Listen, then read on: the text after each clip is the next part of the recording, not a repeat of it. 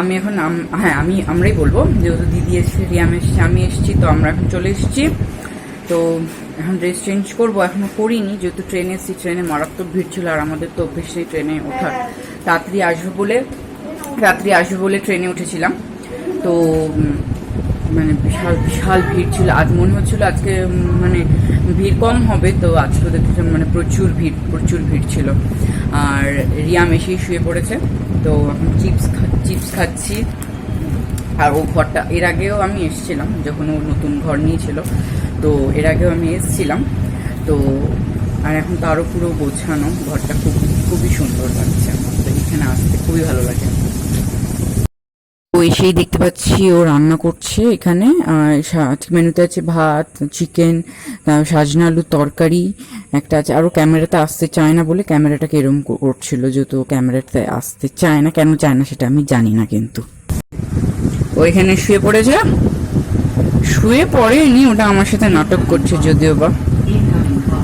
এটা কিন্তু একদম ছবি তোলার জন্য বেস্ট, ছবি তুললে ভালো আসবে কিন্তু ছবিটা, বাট আমি এখন তুলবো না, এটা ছবি তোলার জন্য বেস্ট।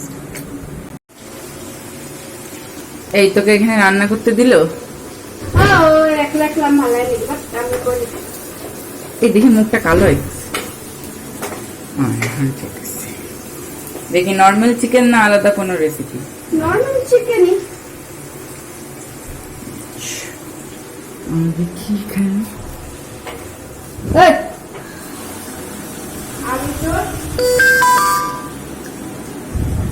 আলুটা খেতে খুব ভালো লাগে, মাংসের আলু গরম। ও এখানে রান্না হয়ে গেছে, এই যে এটা চিকেন, এটা ডাল, এটা কি, এটা কি জানো ছবিটা না, সাজনা চচ্চড়ি, এটা সালাড, এটা রাইস। রিয়াম ওখানে খেতে বসে পড়েছে, তো আমরা এখন সবাই মিলে নিচে বসে খাবো।